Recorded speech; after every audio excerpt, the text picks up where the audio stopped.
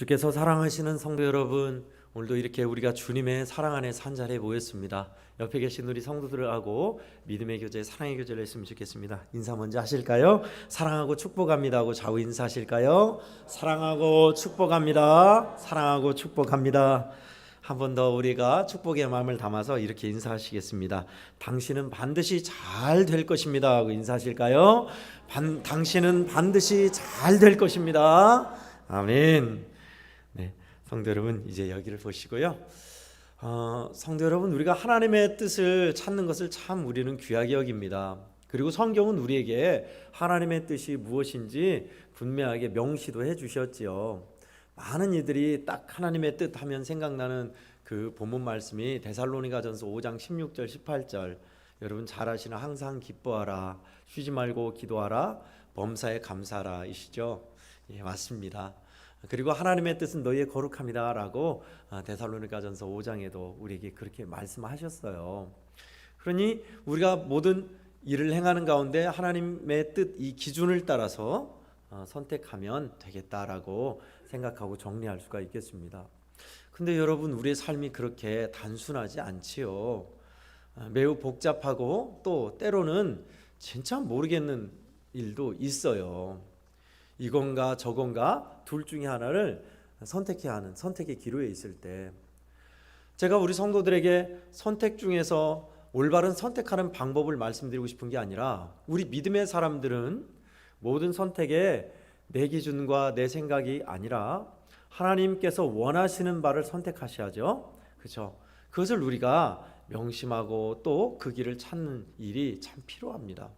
저는 오늘 솔직히 이 말씀을 준비하는 계기가 있었습니다. 지난 16일, 지난 주일이죠. 우리 여수노의 산하 모 교회에서 공동의회를 통하여서 아들에게 목회지를 세습하는 결의를 한 내용이 있었어요. 제가 참 평소에 존경하고 좋게 봤던 목사님이셨습니다. 은팍교회 이후로 우리 여수노회는 그러한 일들이 종종 이제 꼬리를 물 것 같아서 불안했었는데, 여전히 이번 노회 때 한 교회가 아들에게 담임 전도사로 세습하려다가 시찰을 해서 거부하고 받아들이지 않았습니다. 노회도 마찬가지죠. 그래서 노회를 탈퇴하겠다고 생긴 교회가 이번 노회에 또 다룹니다. 그 목사님도 제가 평소에 존경하는 목사님이셨어요. 괜찮게 목회하셨고요. 그것도 은퇴를 앞두고, 정식 조직교회니까 뭐 장로님들 계세요. 이제 담임 목사를 모셔서 당회를 이루어야 돼요. 당회장이 목사님이니까. 그런데 장로님들이 계시고 조직교회니까 목사님을, 후임 목사를 모셔야 할 거 아닙니까? 근데 전도사로, 담임 전도사로 모시겠다는 거예요. 그래서 1년인가 2년가 지났어요. 은퇴에도 계속 설교를 하셨고요. 그런데 이번에는 신학교에 다니는 자기 아들을, 졸업도 안 했어요. 교육전도사예요. 신학교에 다니는 자기 아들을 담임 전도사로 세우겠다는 거예요. 교회로. 누가 봐도 안 될 말이죠. 당연히 시찰 이전 거부했습니다. 그러자 안 되겠다고 다 교단을 탈퇴하겠다고.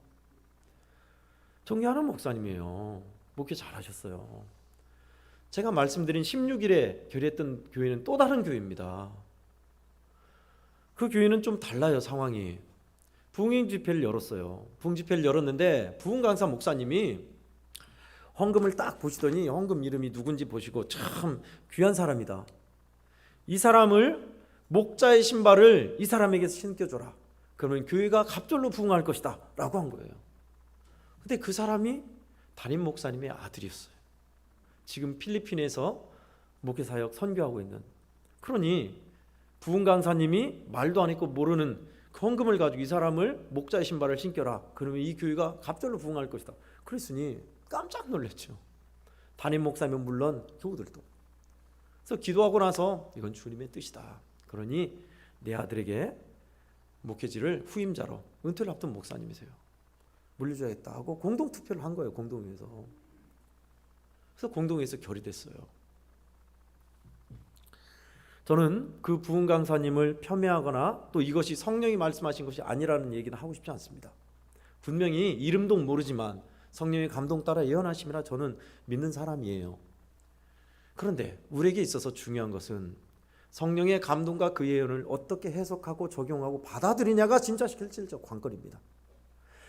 담임 목사도 수십 년간 은퇴를 앞둔 목사님도 이렇게 헷갈리고 힘든데 하물며 성도들이겠어요?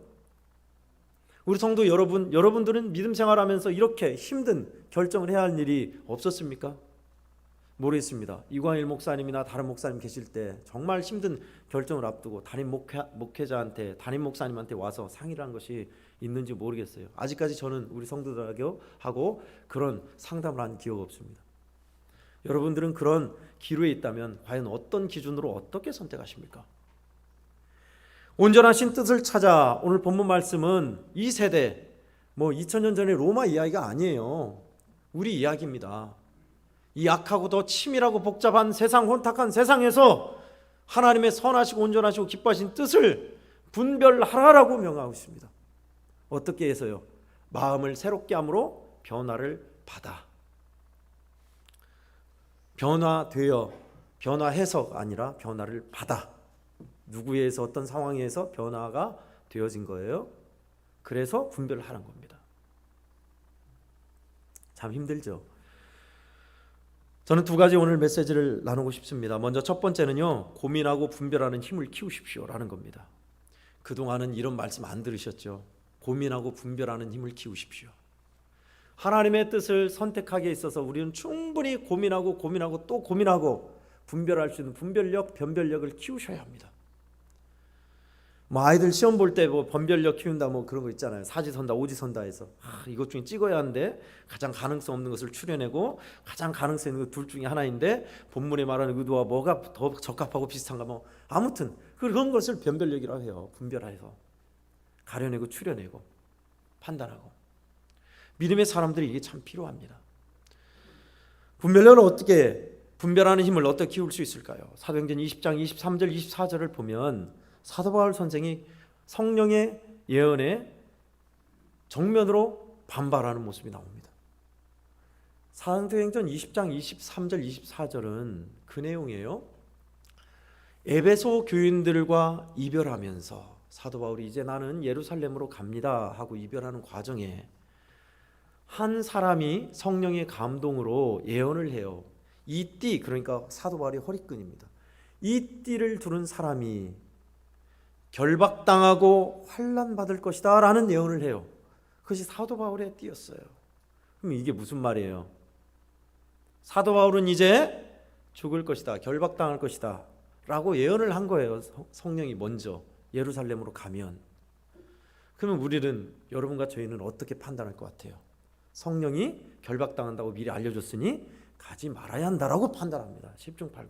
저도 그럴 것 같아요. 그런데 사도 바울 선생이 24절에서 그것을 정면으로 이제 부딪힙니다. 그래도 나는 예수 그리스도의 복음을 전하는 데 있어서 내 생명을 조금 더 귀한 것으로 여기지 않는다 하고 예루살렘으로 가요. 가서 결박당하고 갇히고 목이 잘려 죽어요. 사도 바울 선생이 왜 그랬죠? 성령이 미리 알려줬잖아요. 너 가면 결박당해 죽어. 성령이 알려주신 거라니까요. 근데 왜 그 뜻을 어기고 갔죠?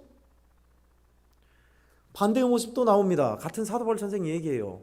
사도행전 9장에서는 9장 23절 25절에서는 예루살렘에서 사도 바울이 유대인 중에 유대인이고 가말리아 문화에서 진짜 촉망받는 바리새인 후계자였어요. 근데 그가 예수한테 미쳐가지고 핍박하는 예수를 그리스도요 주라고 메시아 맞다고 강력하게 전하고 사니 유대인들이 저가 두면 안 되겠다, 죽여야 한다 해서 많은 유대인들이 금식하고 사도 바울을 죽이려고 공모를 할 때입니다. 그때 믿음의 사람들, 그리스도인들이 알고 사도 바울을 밤늦게 큰 광주리에 담아서 줄에 매달아서 사도 바울을 이렇게 성 밖으로 도망가게 했어요. 그때는 왜 도망갔죠? 예수 복음 전하면서 죽으러 간다며. 그때는 맞고 이때는 틀린 겁니까? 얼마나 분별하기가 어려워요, 여러분. 우리 성도 여러분 헷갈리시죠? 그래요. 초기에 예수님을 만난 사도 바울은 그가 전할 사명이 분명했습니다. 주님이 그를 만나시고 나서 한 말이 이방인을 위한 내 그릇으로 너를 쓸 것이다. 예수님을 전하는 그릇으로 쓸 것이다예요. 초기에 그러면 사도 바울은 그것을 전했어요? 아니요. 아직 사명이 남아 있어요. 살아야 했어요. 그래서 광주리를 타고서라도 그렇게 도망쳤어. 이방에 1차, 2차, 3차 전도행을 다 전하고 나서 이제 예루살렘으로 갈 때는요, 로마의 심장부로 가서 복음을 전할 것이다. 죽음을 무릅쓰고 이제는 가는 거예요. 사명이 그의, 하나님께서 그를 부르심에 사명이 그의 판단 기준이었습니다. 누군가 그랬습니다.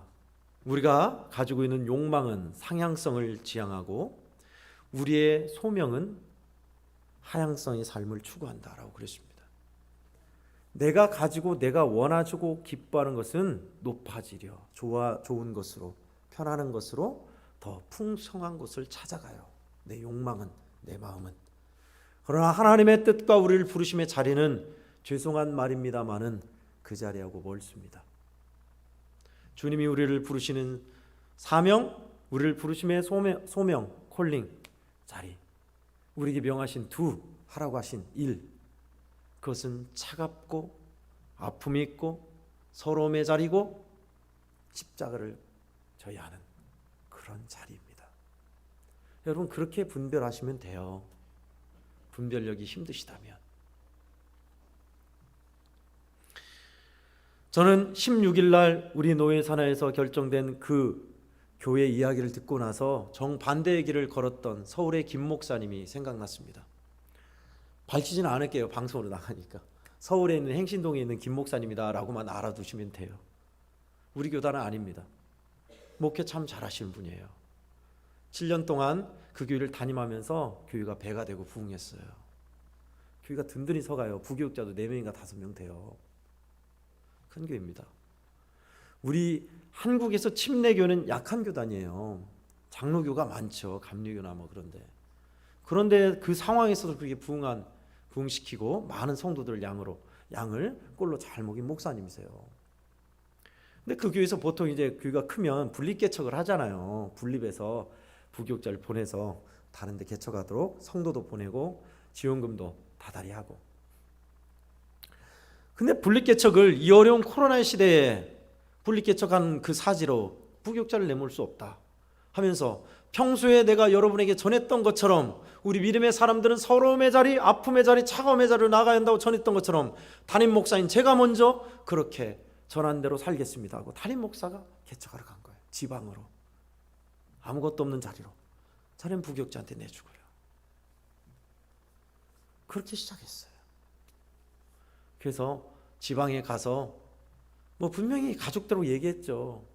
반대도 있었을 것이고 설득 과정이 필요했을 겁니다. 1월 달에 그 설교를 했으니까 6월 달에 파송식을 했으니까 5개월을 고민한 거예요. 그리고 그렇게 했어요. 말 그대로. 성도 여러분들이 더 잘 알죠. 어느 모습이 예수님을 닮은 모습이요, 어느 모습이 정말 주님을 생각나게 하는 주님의 뜻대로 선택한 결정인 것 같은가요? 2교회가 있어요. 여수노의 16일 결정한 교회. 서울 행신동의 김 목사님. 여러분, 우리 믿음의 사람들은 죄송하지만 장밋빛, 형통, 만사 형통, 모든 사람이 부러워하는 큰 규모와 성공, 죄송합니다. 주님이 우리를 부르신 자리고 뭡니다. 우리를 부르심의 자리는 평범함의 자리요, 치열한 믿음의 자리요, 선한 싸움 있는 자리요, 때로는 손해당하고 피 흘리는 자리요, 멸시당하는 자리요, 어려움의 자리를 주님이 우리를 그 자리로 부르셨어요.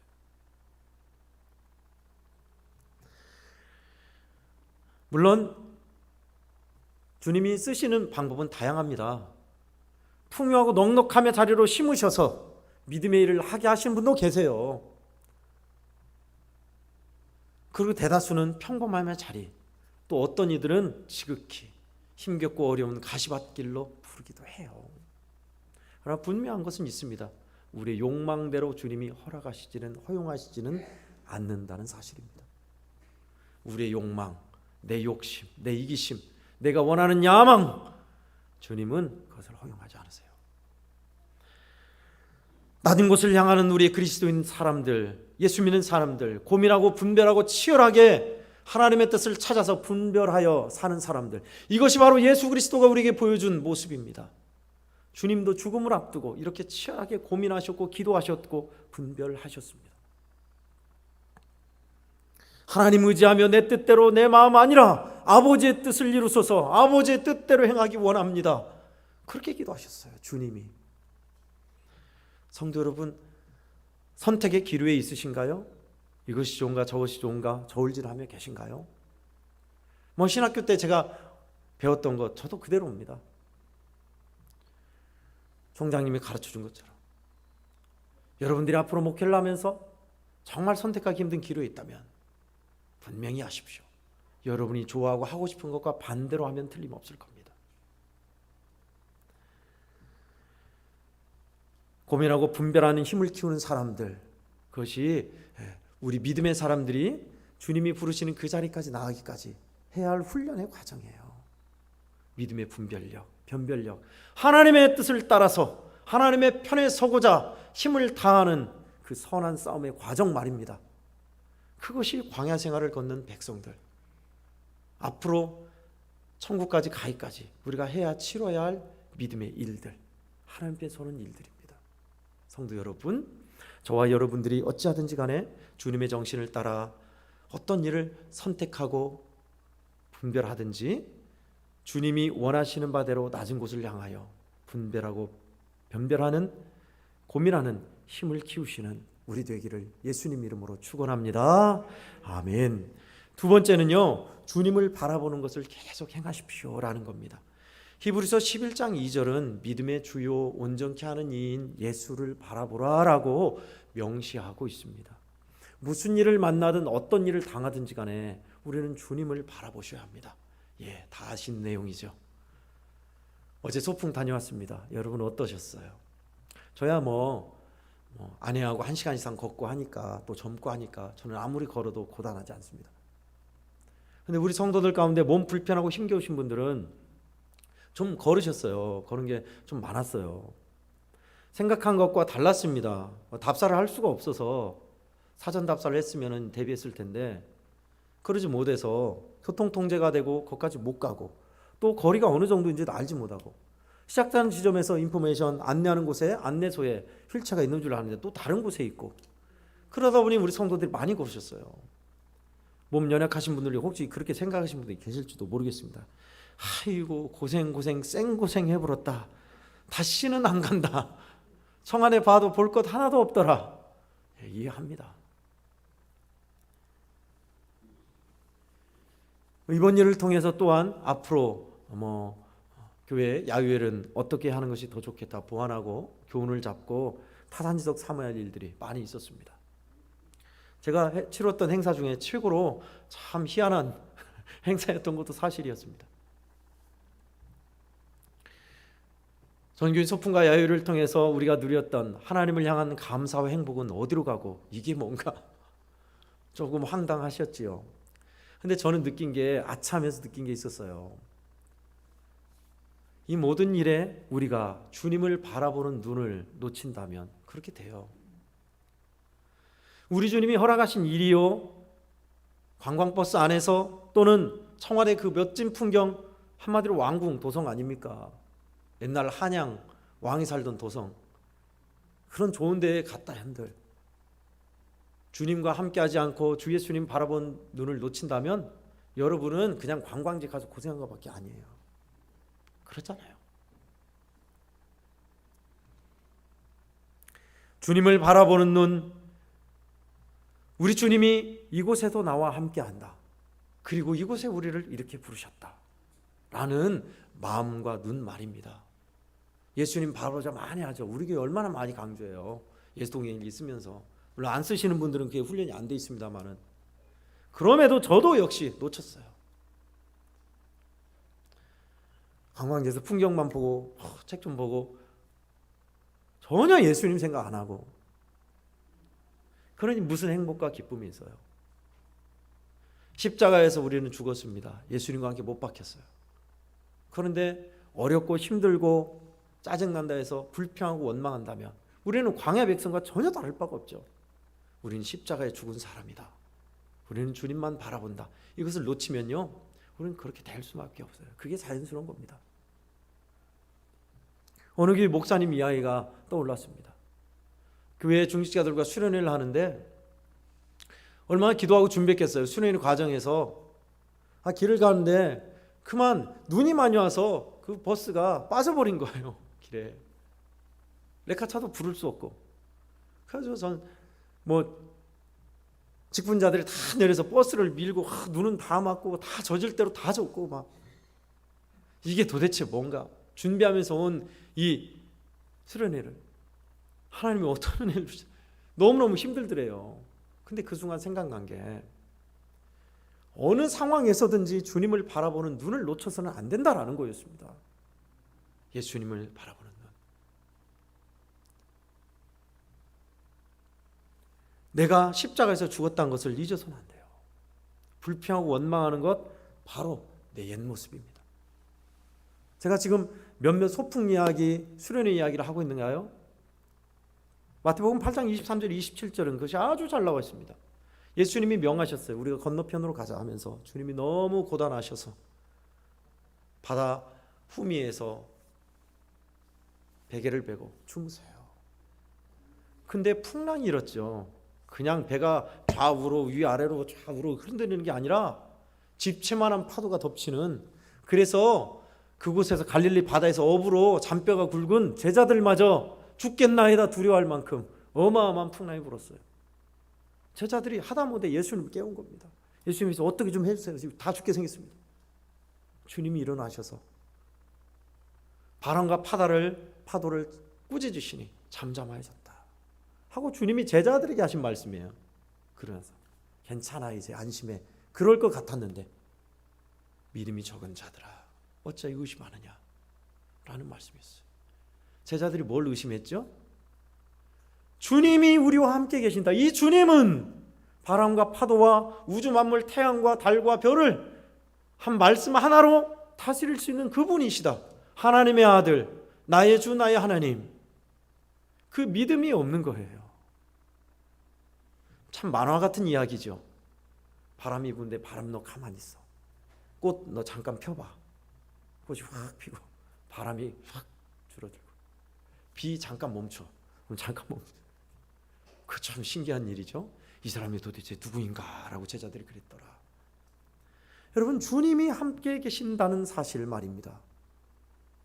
소풍 가서 생고생을 하든 차가 눈길에 빠져서 밀고 젓고 난리를 펴든 주님이 함께 하신다는 사실 말입니다. 놓치지 않으면 그 평안 행복을 누가 앗아갈 수 없어요. 주님이 함께 하시고 지금도 우리와 동행하시는 사실을 놓치니까 명예를 따라서 재산을 따라서 지켜내려고 편법과 불법을 감수하고 교단 탈퇴를 감수하고 그러시죠. 제가 이렇게 말씀드리는 분들은 제가 존경하는 분들이셨어요. 저도 두려워요. 물론 저는 개척해서 일군 그런 사람 아닙니다만은 참 두려운 일입니다. 성도 여러분, 여러분들은 주님의 뜻을 어떻게 분별하십니까? 믿음 안에서 사는 이들은 반드시 이런 분별의 과정과 훈련의 일들을 통과할 것입니다. 기억하십시오. 우리 주님이 부르시고 원하시는 자리는 차가운 자리, 낮은 자리입니다. 욕망은 상향성이에요. 그러나 우리 주님은 낮게 흐르세요. 주님이 고민하고 결정하고 선택한 모든 것에 우리 주님이 동행하시고 함께 하시다는 사실, 그 동행의 눈을 놓치시면 안 됩니다. 저와 여러분이 그렇게 우리 주님의 온전하신 뜻을 찾아 살아서 하나님이 기뻐하시고 받으시는 믿음의 사람들, 신실한 그리스도인들 다 되시기를 예수님 이름으로 축원드립니다. 아멘. 하나님 아버지 감사합니다. 우리 성도들에게 그토록 함께하자 전하고 가르치고 주님 앞에 배웠던 주님을 바라보라라는 것에, 하나님의 뜻을 쫓아 사는 것에 얼마나 놓치고 살며 잊고 살았는지 또 한 번 깨닫습니다. 저와 성도들이 오늘 주신 말씀처럼 주님께서 그러하셨던 것처럼 우리에게 보여주신 것처럼 하나님의 뜻을 따라서 고민하고 분별하는 힘을 키우게 하시고 주님 의지하며 우리 주님 바라보며 살아가는 일평생 그렇게 믿음의 길을 가는 저희들 다 되게 주시옵소서. 예수님의 이름으로 간절히 기도하옵나이다. 아멘.